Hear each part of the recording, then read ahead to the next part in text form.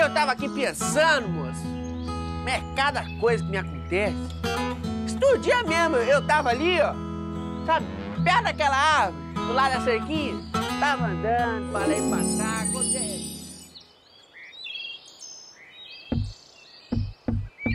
Ô, seu Nirto! Seu Nirto, toda vez que eu passo aqui, essa macieira joga uma maçã nas minhas ideias, a gente precisa conversar sobre isso. É um assunto de muita gravidade. Seu Nirto, volta aqui, seu Nirto. É um assunto seríssimo, moço. De muita gravidade. Você não tá me ouvindo? Não, ô, seu Nirto, volta aqui. Não foi bem assim, não, mas foi. Causos do Lanzarope.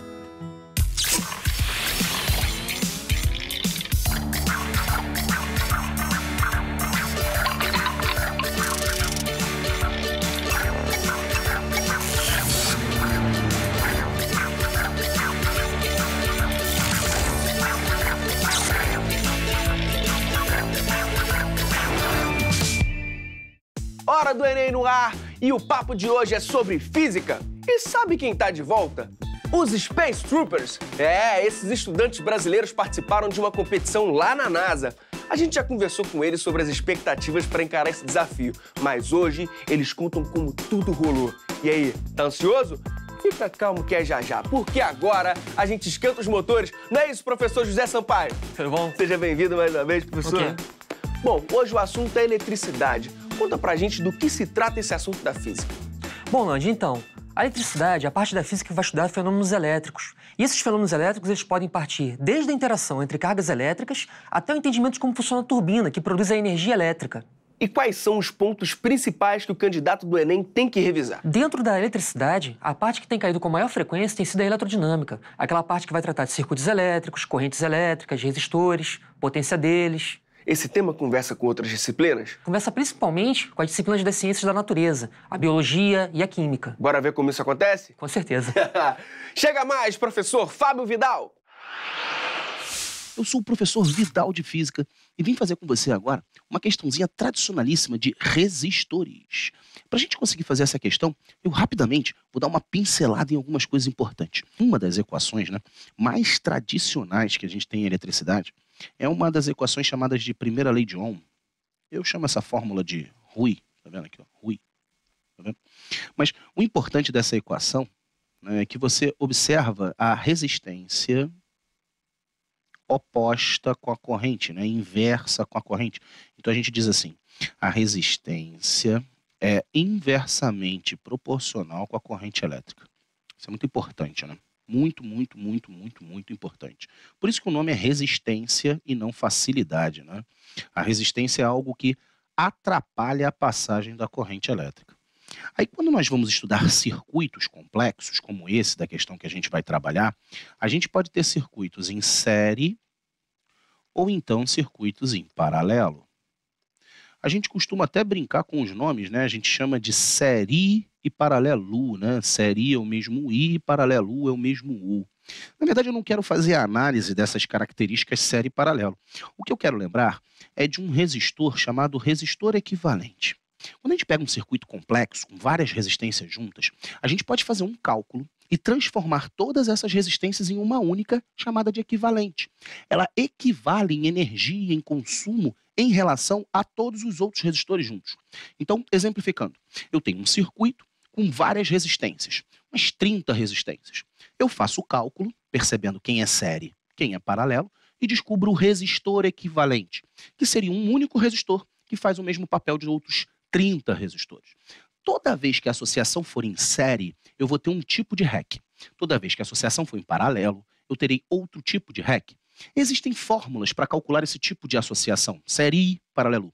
Eu não vou te mostrar as fórmulas porque eu não preciso disso para esse tipo de solução. Eu só preciso perceber a relação entre essas resistências equivalentes. Quando você fala no série, o REC é sempre, muita atenção nisso, maior do que qualquer resistor associado. Atenção, o REC é sempre maior do que qualquer resistor associado. E quando você fala em paralelo, o REC é sempre menor. Atenção, hein? Em cima o REC é sempre maior. Embaixo o REC é sempre menor do que qualquer resistor associado. Repara que eu tinha escrito para você primeiro a fórmula do Rui, te mostrando que a relação entre resistência e corrente é uma relação inversa. Agora eu estou te mostrando que eu tenho dois tipos de associação, uma em série e uma em paralelo. A associação em paralelo sempre te dá um REC menor do que qualquer associação, né, entre esses resistores, né? E o REC do série é sempre um REC maior do que qualquer um. E eu já sei que se o REC for maior, a corrente é menor, olha só. Que é inversamente proporcional, tá vendo? Da mesma maneira que eu também poderia pensar assim, ó, se o R for menor, ó, a corrente se tornará maior, tá vendo? É inversamente proporcional. Então, juntando tudo, o que eu tenho é o seguinte, o REC em série é sempre grande, fazendo a corrente ficar pequena. O REC em paralelo é sempre pequeno, fazendo a corrente ficar grande. Eu agora vou ter que avaliar um circuito e perceber quem é série e paralelo. Um sistema de iluminação foi construído com um circuito de 3 lâmpadas iguais, conectadas a um gerador de tensão constante. Esse gerador possui uma chave que pode ser ligada nas posições A e B. Ele quer saber quando a lâmpada 1 brilhará mais. Considerando o funcionamento do circuito dado, a lâmpada 1 brilhará mais quando a chave estiver na posição. Para o brilho ser maior, tem que ter mais energia, tem que ter mais potência. Então tem que ter mais corrente. A corrente deve ser maior, né? Eu tenho 2 situações, chaves A e B, e devo encontrar a corrente maior. Filhão, quando a chave é ligada na posição A, ó, se eu ligar a chave aqui, ó, esse resistor não funciona, o 2, ó. O 2 não funciona. E aí eu passo a ter esses 2 resistores, 1 e 3, em paralelo, olha só. Então, a chave em A, eu tenho um REC em paralelo. Tá vendo? Essa é a chave em A. Quando eu jogo para a chave em B, né, se eu puxar agora a chave em B, eu passo a ter a lâmpada 2 agora funcionando junto com as lâmpadas 1 e 3.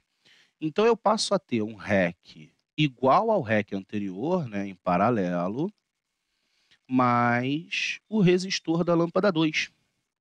Então, quando eu olho para as 2 situações, eu percebo que a chave B ela tem um REC maior. Então, se o REC aqui é maior, né, na chave B, é porque a corrente é menor, né? Porque é inversamente proporcional.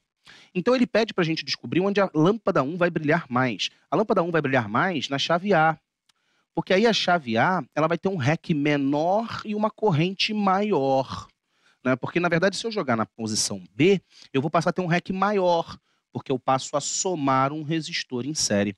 O que a gente consegue perceber é que quanto mais resistores eu tiver em série, automaticamente menor é a corrente elétrica. E com isso, sobra a letra C. Vai brilhar mais no caso A, pois a resistência equivalente será menor nesse caso. Beleza? Muito obrigado, professor Fábio. Esse tema, circuitos elétricos, exige uma série de raciocínios do candidato, né? E tem que ser rápido, porque no Enem não há tempo a perder. Se você vai ver o tempo de prova do Enem e a quantidade de questões, você vai ver que você tem um pouquinho mais de 2 minutos para cada questão. Então, para essa parte, por exemplo, de eletricidade, tem que ficar muito atento, principalmente nos desenhos, porque aí você pode tirar muita informação. Vamos ver com calma então, professor? Pode ser? Pode, vamos lá.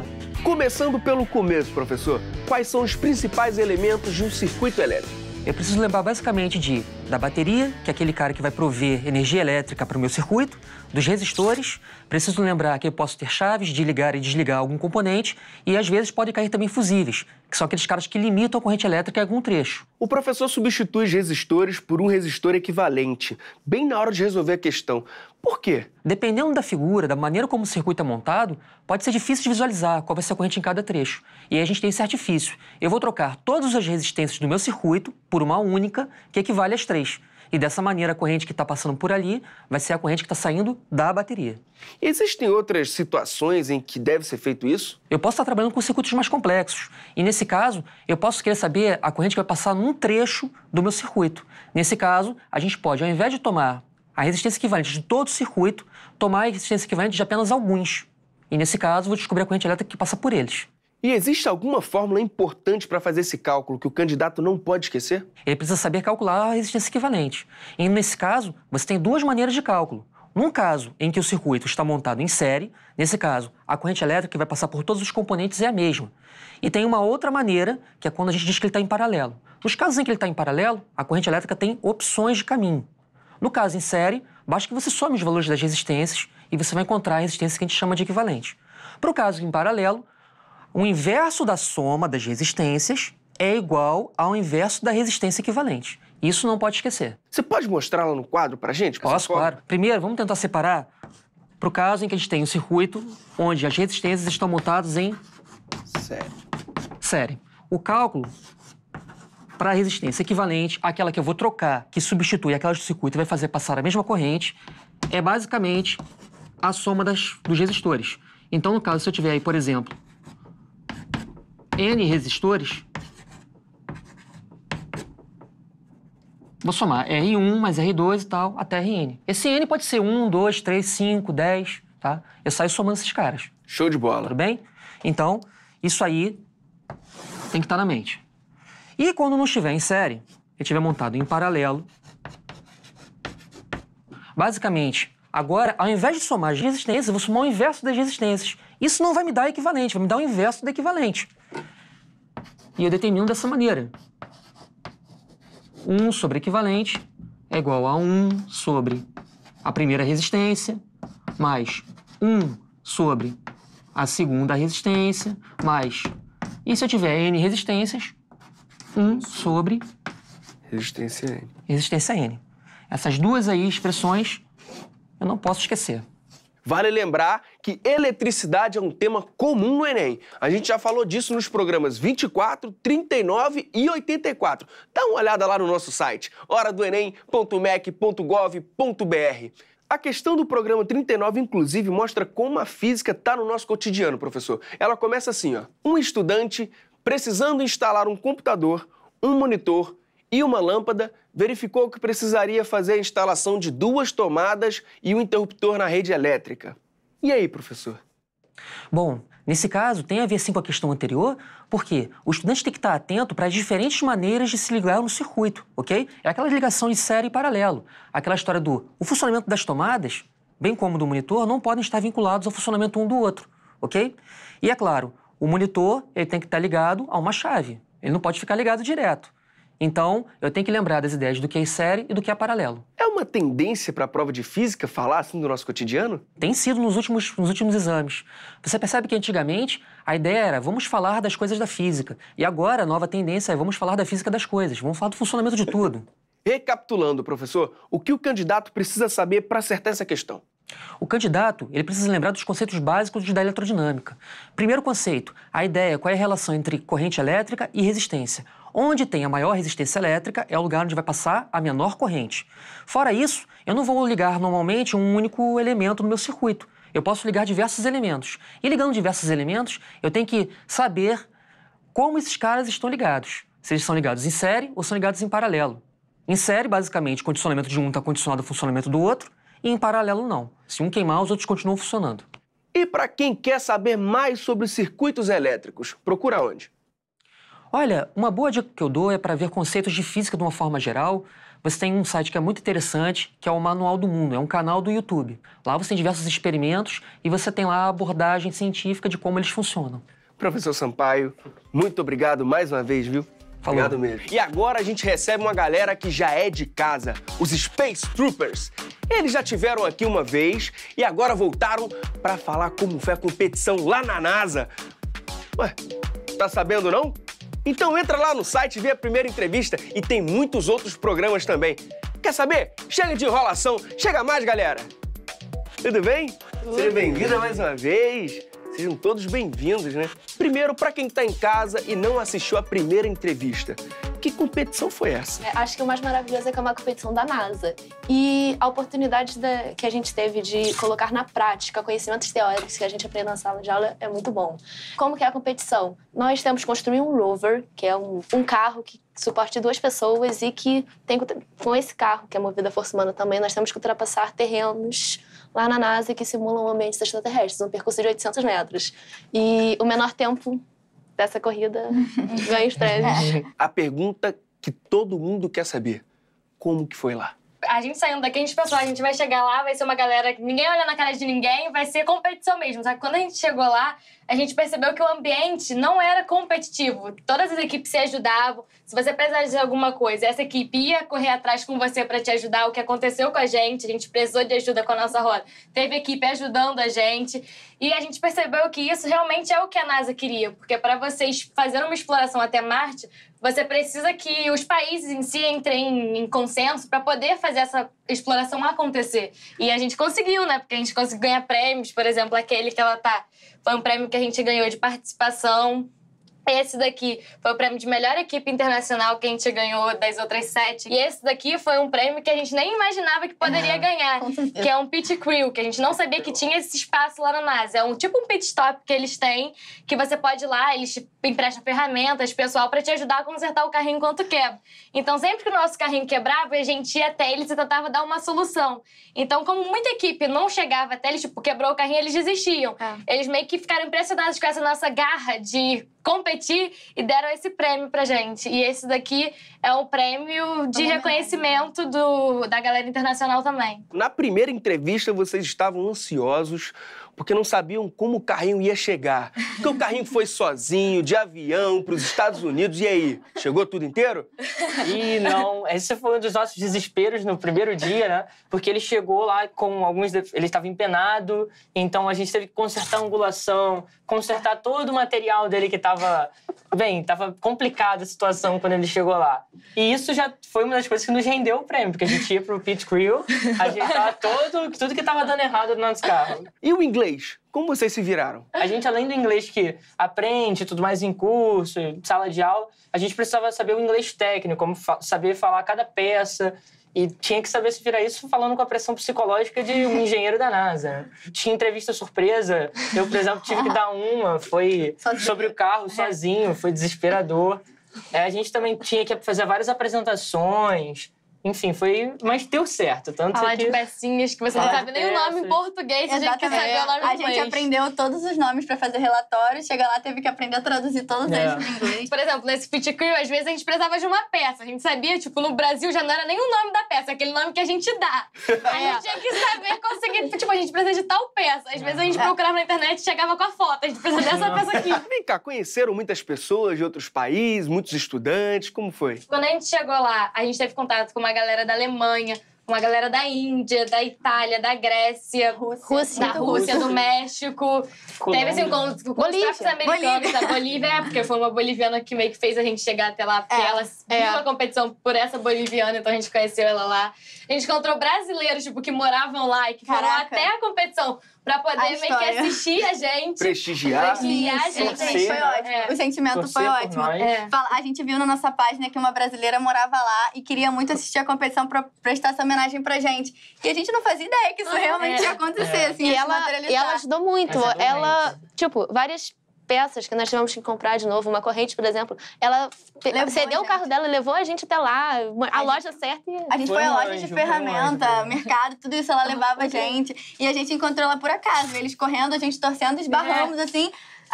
Oi, eu sou brasileira. Aí você percebeu aquele famoso, você começou a conversar em português, você percebeu que ela não exatamente você. Foi assustador, tipo, desculpa. Aí você percebe que fala em português, a pessoa responde em português. Qual é a Agora, os pais devem que estavam tranquilos, né? Meu pai e minha mãe foram com um grupo, né? O meu pai ajudou na parte mecânica do carrinho, de consertar e tudo, e minha mãe a parte mais... burocrática, vamos dizer assim. Exatamente isso. A preocupação dos pais na viagem em si foi mais com os pais dela do que com a gente, porque a gente voou para outro estado e eles dirigiram quase 20 horas de van pra gente chegar na competição. Sim. Então, os pais de todo mundo estavam preocupados com quem estava dirigindo, porque é uma coisa exaustiva, eles falavam muito disso. Como é que eles estão? Eles estão bem? cansadas. Tudo isso por causa do nosso orçamento apertado. A gente teve que viajar para outro estado. A gente viajou para um estado onde a passagem era mais barata e foi de carro. Foi todo mundo apertado, tipo, malas e malas e malas e malas atrás. E pessoas esmagadas aqui. Da Flórida até o Alabama. O que vocês aprenderam na escola que ajudaram vocês na hora H da competição? Então, durante todo o processo, muita coisa que a gente aprendeu na escola ajudou. Tipo, física, matemática, pra gente calcular o tamanho do eixo do nosso carrinho, como é que ele ia dobrar, uma parte tinha que entrar na outra. Mas assim, na hora H, a gente fala muito isso. Foi saber lidar com a pressão, sentar, pedalar. Uma matéria que ajudou muito a gente foi educação física, durante todo o processo e na hora H, porque a gente teve que ter um preparo físico muito grande pra chegar lá. E na hora H, foi o que deu o gás pra gente. Porque se a gente não tivesse tido aquele preparo físico, fazer tudo aquilo sob pressão ia ser pior ainda. Com certeza. E com o frio que tava, né? Muito frio. Fazer com possibilidade de ter cãibra. Então, assim, ajudou muito. Bom, e quais são os planos pro futuro? Então, a gente tá pensando em participar de novo. A gente quer levar o prêmio mesmo de menor tempo, assim, melhor na corrida. E a gente tá, como a gente pensa muito nesse investimento na educação, a gente quer poder ajudar também outros jovens, a gente tá querendo abrir, tipo, um cursinho para poder dar aulas das partes de exatas e também de robótica, que é uma área que... robótica e astronomia, que são duas áreas que não são tão exploradas na escola. Então, são atividades extracurriculares que podem despertar o interesse de outras pessoas para fazerem coisas, assim, grandiosas, que é o que a gente quer que eles façam. Botar, tipo, as crianças para entrar nesse ramo da ciência que aqui, infelizmente, não tem tanto. Ver a utilidade de tudo que elas aprendem. Exatamente. Né? Não ficar tão fechado na sala de aula. Ensinar química, física e matemática também com um apelo prático para despertar o interesse dessas pessoas. Quem sabe viajar junto, né? Ajudar. Exatamente. Vai que a gente esbarra num próximo grupo que vai seguir esse legado, conseguir mais prêmios. Agora, só entre nós, qual foi o maior perrengue da viagem? Porque deve que teve algum perrengue. O maior. A viagem... Não, foi a roda. A roda foi o maior perrengue. O nosso pneu, nós estávamos utilizando mangueira. Só que a mangueira, tipo, que estourou e achatou. A mangueira que era assim, ficou assim. Rachou. Rachou, exatamente. E nós não podíamos utilizar aquela mangueira pra corrida, que era dali a 40 minutos. E a gente não tinha material pra trocar. Não podíamos trocar o pneu porque não tínhamos material. Não tínhamos não tínhamos a mangueira. Então, o que a gente vai fazer, né? A gente foi na equipe da frente pedir, pô, não quer nos emprestar esse material da sua roda, Exatamente. não? E eles emprestaram. Emprestaram? Não, eles meio que, tipo, pararam o que eles estavam fazendo e colocaram. Tipo, eles pegaram o material deles. Ah, qual o tamanho da roda de vocês? Eles estavam cortando o material. E foi assim, esse foi o segundo dia da competição. Então, como muitas equipes já tinham desistido da corrida, eles já estavam antecipando. Então, chegou um cara da NASA, enquanto a gente estava tentando trocar a roda, e falou, olha, a gente tá adiantando as competições, vocês já estão prontos pra correr? Não. A gente, não, moço. Aí essa equipe foi falar, então a gente vai na frente deles. E o carrinho deles também tava quebrado. Eles fizeram, assim, muita coisa pela gente. Foi aquela parte que ela falou de empatia, de ajudar. Então, assim, eles ajudaram muito a gente. A gente literalmente atravessou o estacionamento que a gente tava e falou, olha só, a gente não tem pneu, não tem nada, vocês podem ajudar. E eles simplesmente tiraram tudo do material dele e colocaram pra gente. Eles pregaram pra gente na roda, deixaram impecável e ainda tomaram o nosso lugar na competição pra dar tempo de fazer isso. Foi a ajuda. Então fizeram grandes amigos por lá. Sim, com certeza. Bom, pessoal, parabéns e muito obrigado mais uma vez pela presença de vocês. Muito obrigado. Obrigada a você pelo convite. Espero vocês aqui de novo mais uma vez, hein? A gente vai voltar com o próximo protótipo de roda de papelão. É isso, e depois com o prêmio. Claro, exatamente. É isso aí, estamos torcendo por vocês. Obrigada. Nada. Tá vendo, galera? É isso, o Enem é só o começo. Depois tem um universo intergaláctico de possibilidades para você explorar. Foco nos estudos e até mais.